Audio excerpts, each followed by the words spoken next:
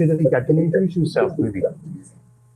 Yes. Hi, I'm Federica, and I've been. I went to Kevin's MBA classes, so I did all the MBA preparation with Kevin. Since I had my case was special because I had really short time because of work and everything. I decided to take these classes with Kevin, as well as private lessons with him, because I only had 1 month preparation, which I don't recommend for you. If you're right now preparing the GMAT, I would recommend minimum 3 months. And then on the other hand, I had Ubert's team support throughout the admissions process, which helped me a lot. I mean, they helped me build my speech. They helped me build my story, which is to the admissions. It's very important to have your story very clear and what you're going to say and your career path, your goals. What's the purpose of the MBA? And they truly helped me figure out why was I applying, what was I going to say, how we were going to face the applications, and that really helped me because and they're along with you 24/7. There's no weekend, there's no vacation. I mean, they will adjust to your schedule, to your timings and everything, and they will work with you alongside. So it has been really helpful. Right now, I applied to 6 MBAs for now, and I'm working to apply to 4 more in the 3rd round. And of the 6 I have applied right now, I have 3 interviews and in a really good school. So that's really good. I don't know if what are the schools of interviews? Yeah. What are the schools that you interview with? So I know them that for the guest speakers. Yes. The 3 schools I have interviews right now have been Georgetown, NYU, and Duke, which are really good schools. Okay, and you're going to apply to 4 more schools on round 3, yeah? You're going to apply to 4 more schools on round 3. Okay, so it's a good thing. And why US programs and not European programs? Why only US programs? Why not? You see that in the last ranking, INSEAD is ranked number 1, LBS number 2. I know that the top US have not been part of the ranking, but why not European programs?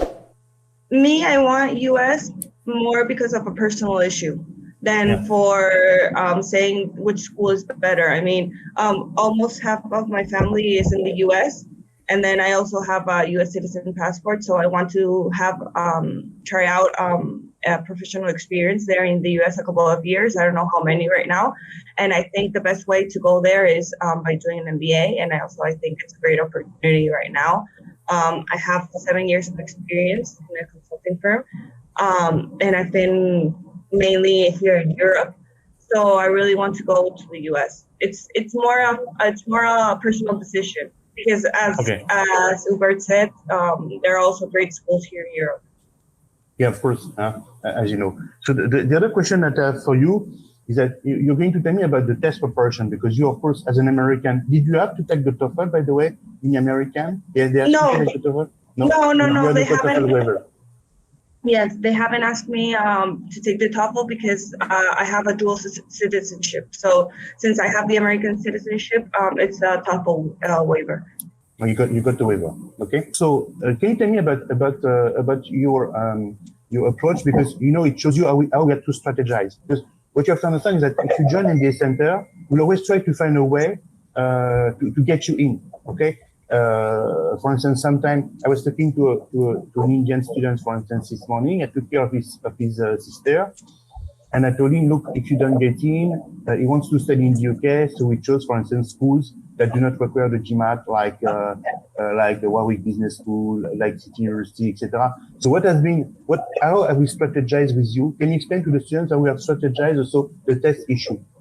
Yes, how we go, huh? Yes, the test issue, which was basically my main handicap, because I had very short time to prepare it. As I said before, I recommend minimum 3 months, so you can go comfortable to the test. What we strategized is since I was applying to top schools, and since I didn't get to the 700, there's this other option, which is the EA, which is the executive assessment. And if you are preparing for the GMAT, you're preparing as well for this test because the questions are like exactly the same. But the thing is, like, this test is much shorter and you have a higher probability of getting a good grade. And since this test is much more new, there's not like a determined like ranking score like you have right now for the GMAT, which has become very competitive. So that's why I've applied in the second round to 6 schools. And those were the ones that accepted the EA. And at the end, with the EA, of the 6 schools I applied, I got 3 interviews on the way and have gone really good. So that's a really good option if your GMAT is not going as well as you want. Doing the EA and applying to schools that accept the EA has that's Uber told me, and it's been a really good decision. So Kevin. So you're probably the best GMAT teacher in Europe. So you know how it works. You think that can you unmute yourself, by the way, Kevin? Can you unmute yourself?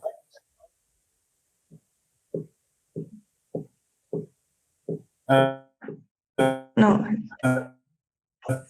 There we go. No? Yes, we can hear you, Kevin. Okay, good. All right. Fantastic. Well, you know me, I think. My name is Kevin Armstrong. I'm from Canada, but I've been living here in Spain for 27 years.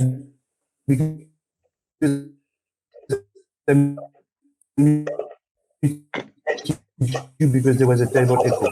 Can you unmute? So what pieces? Yeah. Can you repeat the question? Yeah. Can you talk? You don't see me? Yeah, I lost you, but yeah, I'm here. Yeah, but your voice is cutting in and out. What was your question? What you see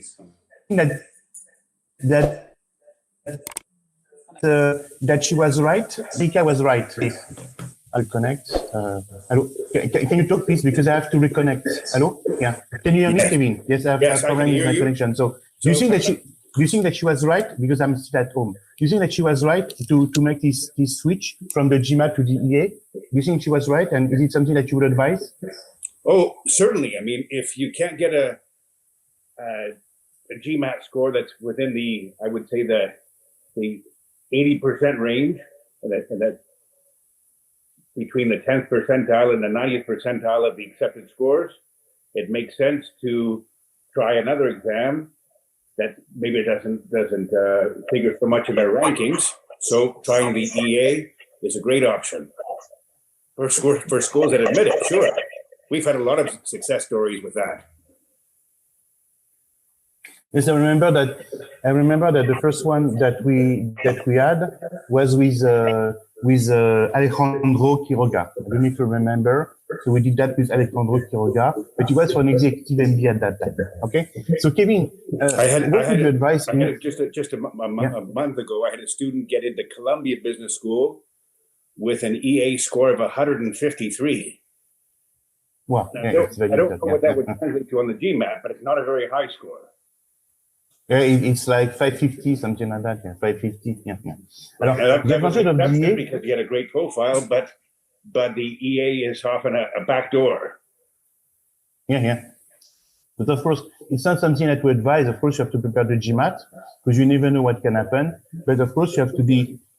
What I want to say is that to Federica is that if in 2 years she applies to McKinsey, they will never ask her, have you been to NYU through GMAT or through the EA? They will say you're an NYU graduate. You agree? Huh? So it's very important that you focus on that. Kevin, what are the main problems that students are meeting when they prepare the GMAT? What are their problems? And why is it so difficult for them to get the good GMAT, according to you, from experience? Well, here in Spain, for many of my students, they don't read English fluently, so they struggle when they read reading comprehension text or critical reasoning text. And so they start to feel time pressure. And with that time pressure, they say, I have to read quickly. And reading quickly in the GMAT is your worst enemy. For reading comprehension, for critical reasoning, for sentence correction, rushing is the worst thing you could do. So that's one of the biggest problems on the verbal side. And on the quant side, the fact that a lot of my students, I think, were given calculators on their 5th birthday, so they're not used to doing any sort of calculations by hand, and the time pressure in the quant section as well. And what really counts in the quant section is accuracy. Yeah. You know, in school, if you did everything well, but you made a silly mistake, of course, the teacher would give you lots of points. But in the GMAT, it's all or nothing. That takes getting used to, especially with the time pressure. Yes, so that's basically the thing that you see. Don't you see also sometimes that one of the mistakes that students do is that once they finish the class, they don't practice enough. You don't have the thing that it's another issue, that they go to class and after that there's also a lack of practice. They don't understand that they still need to work hard. Is that something that you have noticed? I think all of my students work hard. It's true that some students say, okay, I'm going to take 2 weeks off work, and I'm going to practice 8 hours, 9 hours a day for the GMAT. But that doesn't work nearly as well as studying 2 hours a day for the GMAT over several weeks, or a couple of months, or even 3 months. Doing it a full-time job, 9 hours a day for 14 days straight, is not a recipe for success for most students. Okay. And also doing lots and lots of practice exams without reviewing them thoroughly. Remember, nobody gets better by doing practice exams. Just as you don't lose weight by weighing yourself every day. It's what you do between the simulations that's going to improve your score. All that reflection of what you did during the simulation, working on your weaknesses, that's what improves your score, not actually doing simulations. Yes, and so you at GMAT classes, you give them 6 tests. Okay, so do you advise other material, because imagine that they take 2 weeks off before work, before taking the test. What would you advise them? You would advise them other material, or you advise them to stick to the 6 tests? Do you advise them to stick the 6 tests, or to do even more, to buy more tests? And which tests would you advise them to do? Well, there's only 6 official practice tests. Now, it's true that the first 2 can be retaken if your first score was not very high. So most students can do 8 practice tests. And for those students who need more, well, there are decent third-party options. Manhattan Prep offers practice tests, Veritas as well, but they're not as good as the real thing.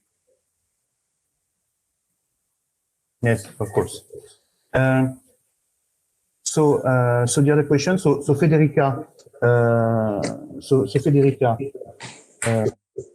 Yes. So I have questions. Do people have questions to ask to Federica? I don't know. There is Clara, Marta. Do you have any question? Marta Munoz. Do you have any question to ask Federica? Hello. There is Clara. Clara. You have questions to ask? Hello? Yeah, Kevin, yeah. Kevin.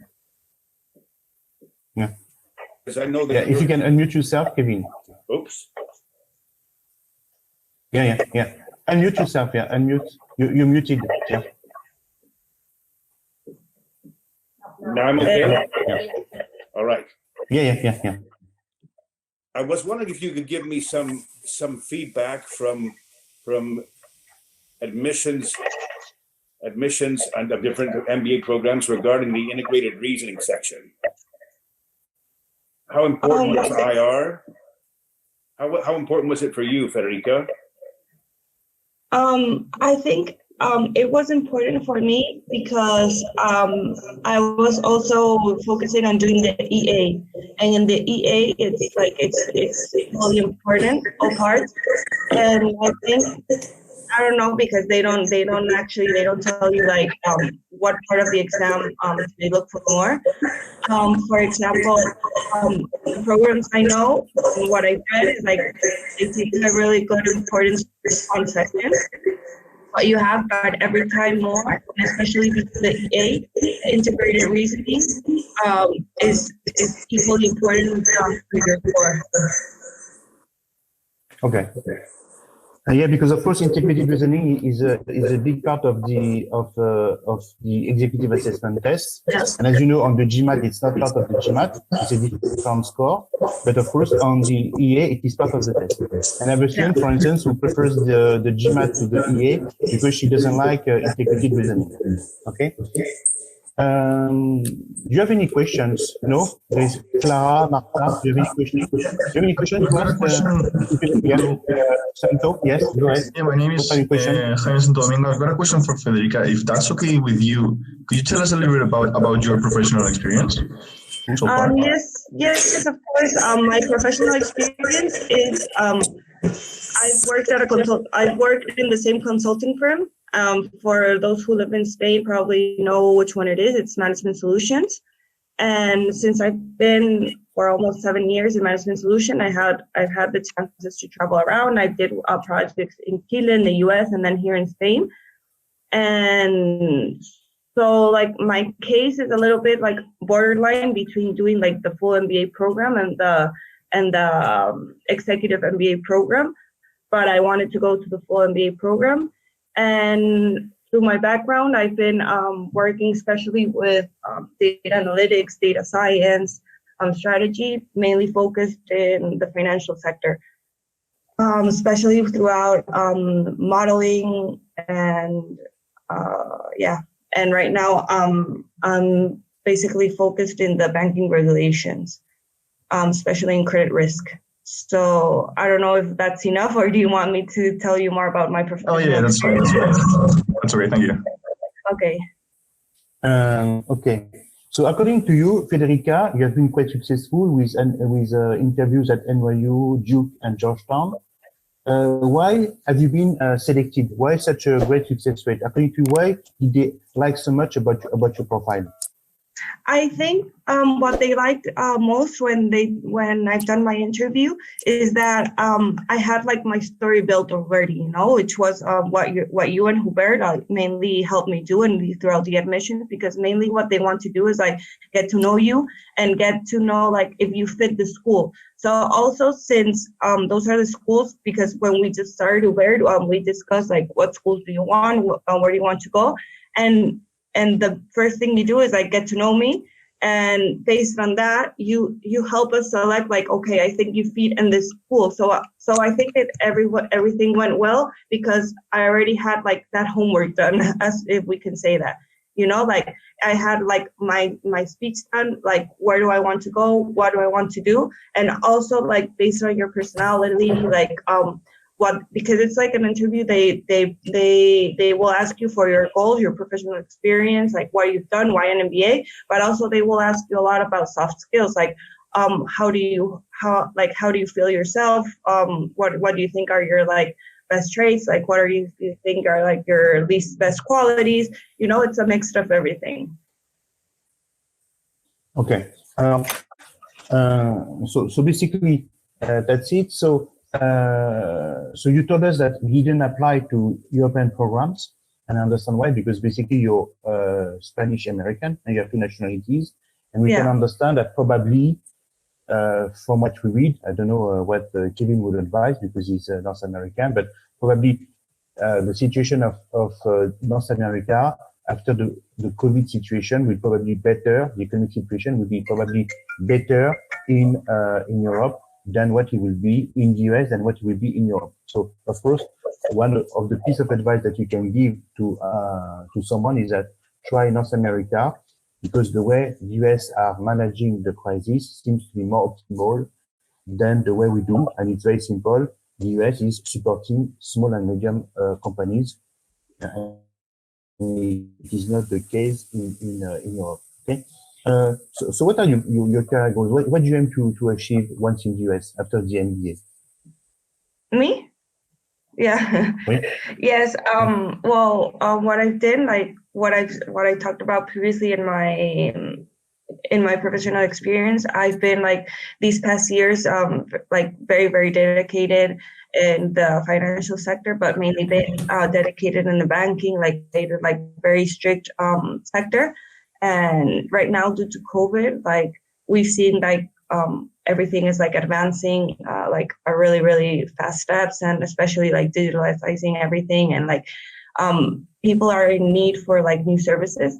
So I really want to go and like start my career in all this like fintech world, especially like all of these new services like that, these new company startups, even the big technological companies like Apple, Google, Amazon, like they're right now giving financial services like before, due to technology, like we didn't even imagine that we were going to be there.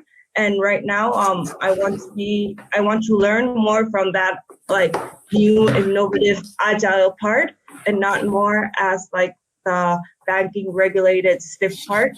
And then after like really learn from that, and then afterwards, like I would love to either go through the entrepreneurship, or even like going to a bank and like being part of the transformation process. You know, like I truly believe it's going to come. Yeah. So it's true that to tell you the truth to all of you, now, of course, all that has to do with digital transformation is something that comes over and over. As you may know, BCG, McKinsey, Ben have created even branches that only deal with these issues. So they create, they train data scientists and business analysts. Okay. So that, of course, that's something that is very hip. And a lot of students are like you. They work as management consultant. Okay. They manage processes, and of course they want to acquire the knowledge to be like real game changers. Okay. That's something very simple. So basically, ask someone else a question. So there's Marta Munoz, Clara, Marta Bello. Do you have any, by the way, you have an Italian name, Marta. So do you have any question? As some of you have questions for us? Okay. Yes, I wanted to ask Miguel, a question. Miguel, I wanted to know, it would be interesting if you can touch upon, because what I've heard is that there's mainly two types of business schools. There's more technical, finance-oriented business schools like Wharton and Columbia, and there's the more business-oriented, networking kind of MBAs such as Harvard. So could you touch upon, you know, the advantages and disadvantages of going to one school over the other? Would you make this type of difference, Federica? Don't you think that one of the issues that I find that all the MBAs tend to somehow look alike? I don't know if you meant that, but you see, Miguel, I've the thing that they all want to be general management degrees, developing your network and your personal skills. And that's the thing that they will go into that. What I can see the difference that I can notice in the last 10 years is that they develop a lot of experiential learning. So the school that really developed experiential learning was Columbia. And now what I find is that they copy each other. We don't have the thing that it's like all of them, they seem to be like duplicates. And the only thing that differentiates is the location. What is your feeling, Federica? Am I wrong? Yeah, I think like if you're aiming to top 15 or top 20 schools, at the end, I think there's not like a best school or least best school in how and where they're focused. And also, like, for example, I'm talking about the US schools that I've searched and I've looked at, and what I've seen is like in the US you have the opportunity, like all these schools offer you like enormous opportunities. Like they give you the flexibility to like you decide your career path, you know, like if you want to finance, well, you'll get the finance elective. If you want to go to the more marketing, well, you'll be more specialized in the marketing. So I think it's more or less like, okay, I wouldn't say choose the school based on like if they're better in finance, if they're better in marketing. I think if you're aiming for top 10, top 15, they're all great schools. But I would say like what they would be different is like in their personality. Like they truly engage like be alike, you know, like a Colombia student will be different, have a different personality from a Wharton student. And that's also what in the interviews, what they try to capture. In the interviews, they try to see, like, they try to get to know you to see if you fit well into personality. So I think, obviously, some schools are better in like more finance or more technological or more business oriented. But at the end, I think right now, if you're going to top 15, top 10, all of them offer you very, very great opportunity. And right now, what I've seen is like each time more, the schools give you like more offer, you know, like they give you a huge amount of opportunities, of flexibilities, like your CV and your classes that you want to take. You have a lot of, like, you have many different branches where you want to go. They also, in other MBAs, what I've seen is like, you don't only take classes from like the business school, but you can take classes from the other schools. And that's also very interesting. So I think it's not like a best or not best option. It's just like you really have to think like, what do you want? And like think about your personality, how you are, and like see which school best fits like for who you are and like where do you want to go. That's why it's very important. And Hubert's team, like for example, helped me a lot, is to know where you are right now, who you are, and like where do you want to go. Yes, of course, it's true, Federica, what you said, but it's true that in general, people consider rankings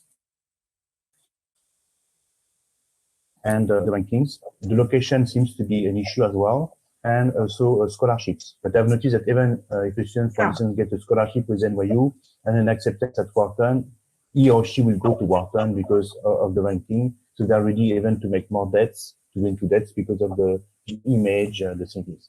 Now, of course, there's also another issue that you have to consider. For instance, myself, when I was 22, I got accepted to Duke and Cornell before applying G program, and I didn't go because, of course, you have to consider that when you're French, myself, I'm French, you can hear from my accent, that you have to consider that there's also the issue of the recognition of the program after graduation. And of course, you have names that are known in Europe, Harvard, Wharton, Stanford, I would say Yale, Chicago, and names that are more difficult to sell. So probably Federica is in a very different situation from you.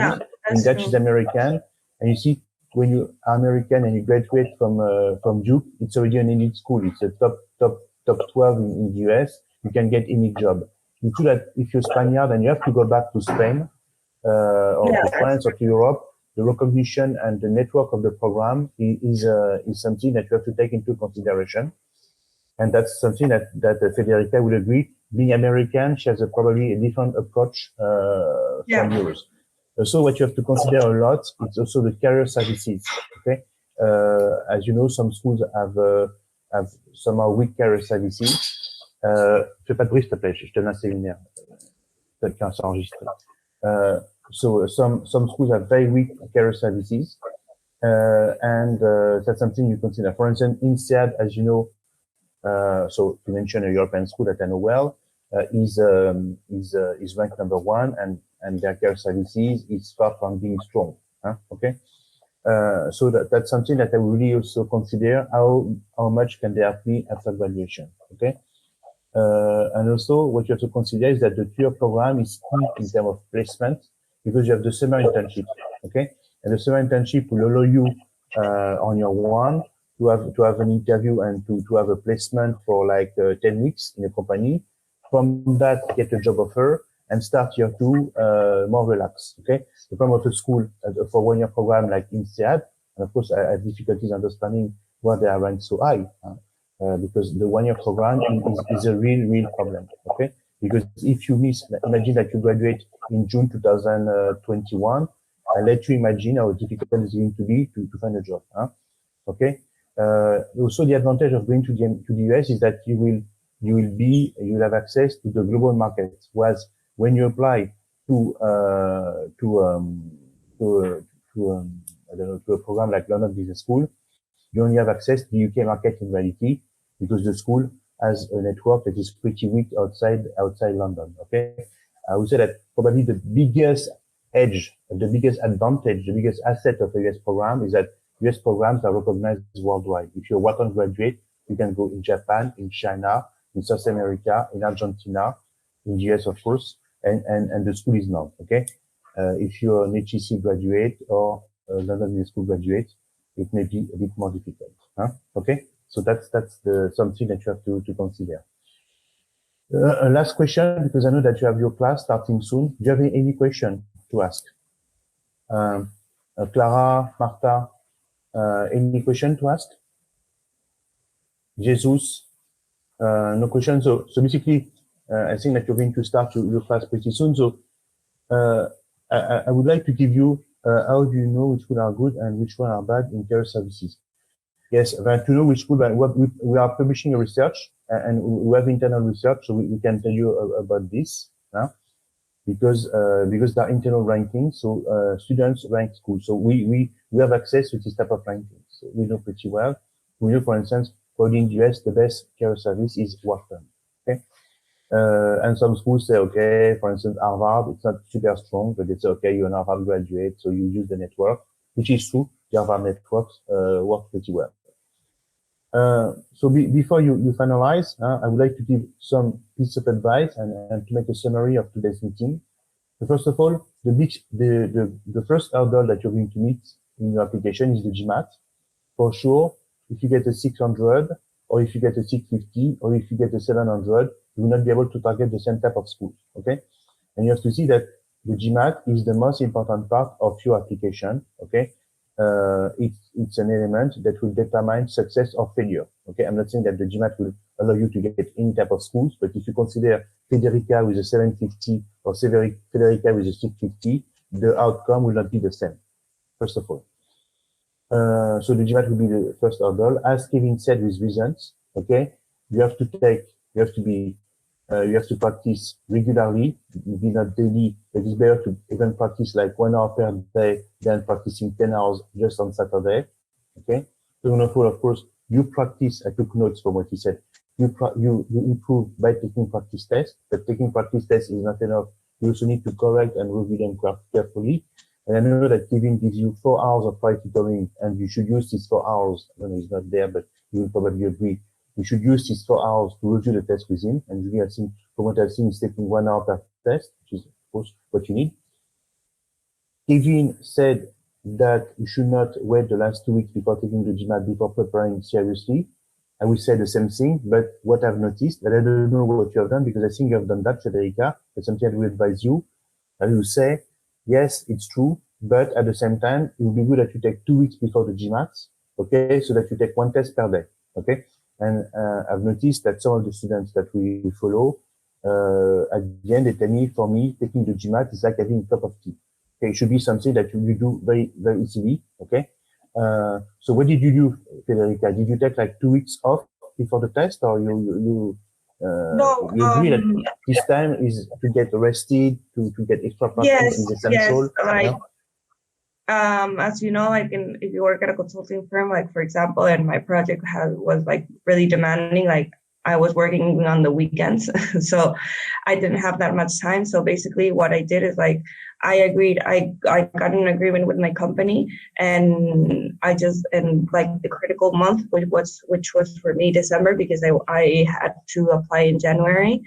I agreed to just work for 2 hours. Like it was an internal agreement with my company, and that really helped me, because it's not at the end, like it's not like to binge in like more hours or more practice, but you also need to, like when you're studying, you have to be like fresh, you have to be like rested, and especially for the GMAT, that's very important, because at the end the GMAT is a really, really long test, and you have to be like fresh, you know, like you won't get a better score at the GMAT if the day before you're like, okay, I'm gonna do like the 200 practice questions that I didn't do, like as Kevin said before. I mean, the GMAT is like every day a little bit, getting practice, and then obviously like the last 2 weeks you'll study more, you'll put in more hours, but at the end it's like it's a long run. It's not what you can study like the week before. In tests like the GMAT, you won't do better, and you will even do worse if you're not rested, if you don't have a fresh mind, if you're not like with all your senses 100%. Yeah, it's true. Another thing that I would like to advise you is that you should also take notes when you take practice questions. For instance, you're going to say, I took the official guide, and you make a grid. And when you got wrong, you mention that you got wrong, and you explain the concept that you didn't touch. Okay. And when you review the 2 weeks before the exam, I think these 2 weeks are important. It's important that you review what you got wrong and say, will I be right now? Okay. I don't know. I have a problem of tense agreement. I didn't know about mandative subjunctive. Now I understand mandative subjunctive because Kevin taught me. Then I don't know. You have something, I don't know, with special triangles. You said, I didn't know this rule about special triangles. Now I know these rules I've learned. So you can check. It's a way for you to check what have I really learned from my class and from my training. You agree? Huh? That's something that you have to take into consideration. Okay. Yes, that's very important. Is it what you did? Huh? Is it what you did? Yes. Yeah. Yes, it's very important. Like when you're doing your practice test or even like practice questions, like really figure out and really like determine like where are your weak spots and where do you get better, because that's a way like you can like really concentrate on your weak spots and like you can really practice those more. So it's really important, like when you do the practice test, like not just do it, like do it and then like do another day, like to thoroughly revise it and look, okay, why did I miss this question? Which concept do I need to practice more? That's really important to really like know the questions, the different questions the GMAT has, like to categorize your mistakes. Yeah, it's very important. Also, the other thing that I will say is that, of course, you have to look for alternatives. So imagine that you don't do well on the GMAT. Imagine that, for instance, your math is weak and your problem is you need a calculator. Then you take the GRE, okay? The GRE can help. Imagine that you have other problems, you take the EA. Okay, so you have alternatives. Now you have the GMAT, the GRE, and the EA. Imagine that it doesn't work at all. For instance, as I told you, I was in contact with one of my students from India, and his sister, she couldn't get a good GMAT. After practicing, she got a 550.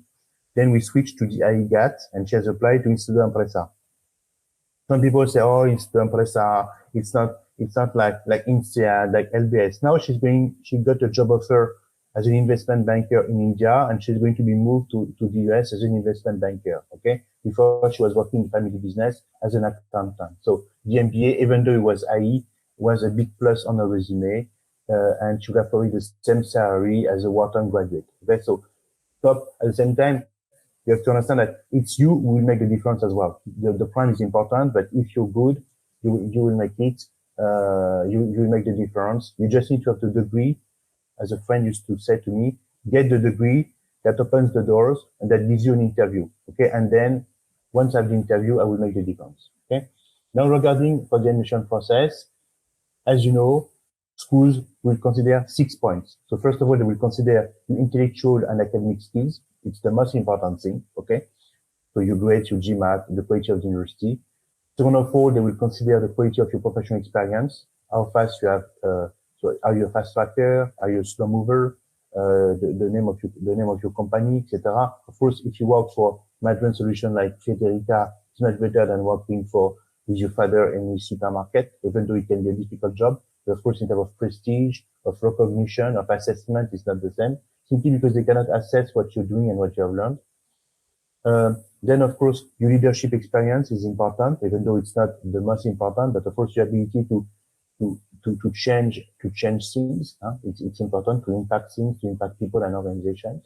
International exposure is also key, okay, because it shows your mobility.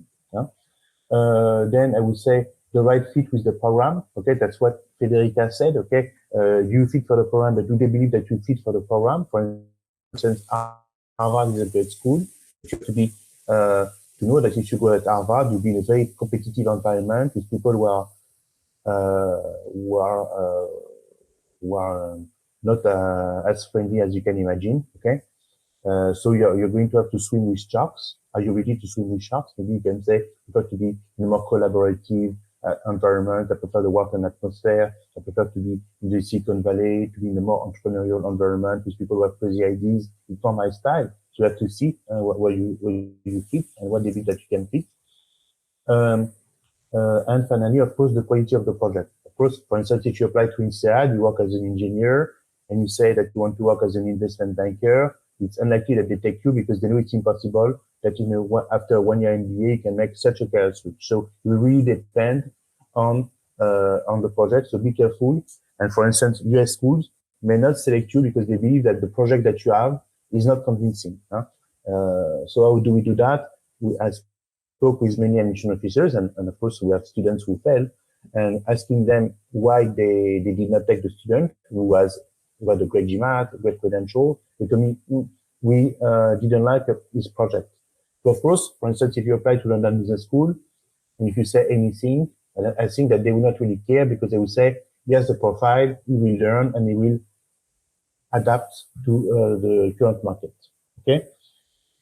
Finally, of course, one of the big important things, and it's a pity that Federica did not meet you earlier, is of course the timing. Okay, because as you know, Federica is still sending application in March and April, of course, which is not optimal. Okay, for some of you, it can be even a problem. If you're a non-European student, for instance, you may not even get a visa because you will not. Probably that Federica will get the final idea of what she will study by late May. Federica, you agree? Something like that? Yes, so yes. And if you're Indian, it's impossible to get a visa for mid-August. She's American, she's lucky, but for some of you, it can be a problem. For instance, even me, I'm based in Belgium, and I have students who could start only in January 2021, even though they had been accepted for fall 2020, because they couldn't get a meeting with the embassy, because the embassy was closed at that time. In many schools, they don't even if you don't have a U.S. citizenship, they don't let you apply for further away after second round because of the visa issue. They don't let you apply directly. Yeah. So you understand? So it's a thing that you have to know. So apply early. So ideally, I would say prepare the GMAT between now and June. GMAT TOEFL between now and June. Spend the summer, July, August, on your application, because as you know, the first one of the top program now starts in September. When we started MBA Center, the first one, round one, was in October. So basically, yes, for Federica, she knows that on the last one, so for some school, it will be even round 4. It's going to be difficult to get in, but of course, I met you late November probably. So we did as much as we could. So we had to take the GMAT, the EA, the application. So in 2-3 months, we have achieved a lot. But of course, we could not apply to all the schools that we want. Okay. By the way, I believe that if you go fast, you can apply to many schools. But at the same time, of course, if you want to do the job seriously, it's an issue, and especially the issue is to get letters of preference. If you apply to 6 or 7 schools, some recommenders may refuse to write 10 letters. We had this problem. So, Federica, famous last word. What would you say? Your last piece of advice. What would you say? My last piece of advice, and I think the most important, is, as you said, the GMAT is a very, very important part of the application. So, time is crucial, for me, my biggest handicap was I didn't have time, and we had to binge in GMAT applications and everything. So organize yourself with a schedule that it's realist, So I would say minimum 3 months for your GMAT, get your GMAT score, and then after that full time for your application. So if you are already starting to see your application, get to the schools, start reviewing and see the deadlines they have, because the best is to get into the first round. You're going to have the most chances of getting in. So organize yourselves to apply for the first round, but having your 3 months to study for your GMAT at least. Yeah, at least minimum. But the training program that I gave you is fine. So now, of course, I currently work with students from Kevin who are applying for the March 13 intake of IAC.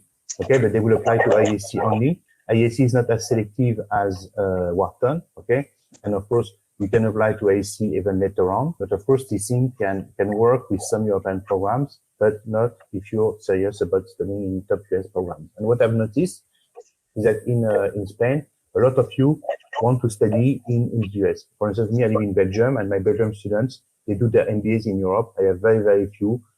They don't see the reason why they should go to the US. Okay, which is stupid, by the way, but the way they've planned their life is not in the US, so it doesn't make much sense. They're happy with LBS and INSEAD. Basically, they all apply to LBS and INSEAD, and they get one of the two, if not the two. Well, thank you very much. I know that you have your class starting. So don't forget that next week we'll have one-on-ones with INSEAD, LBS, HEC, IAC, VAU, and IMD. And this meeting will be an opportunity to meet you. And the 27th, the week after, we'll have a meeting with Alexandro Cueto, with Carlos Cueto, because now we'll have a weekly, monthly success story that will be on Kevin's website. By the way, this webinar will be also broadcasted on Kevin's website. So thank you very much, Federica. Thank you very much, Kevin, for welcoming us. I know that you had to change your plan. We'll talk to you soon to prepare other interviews. Thank you very much. Bye-bye.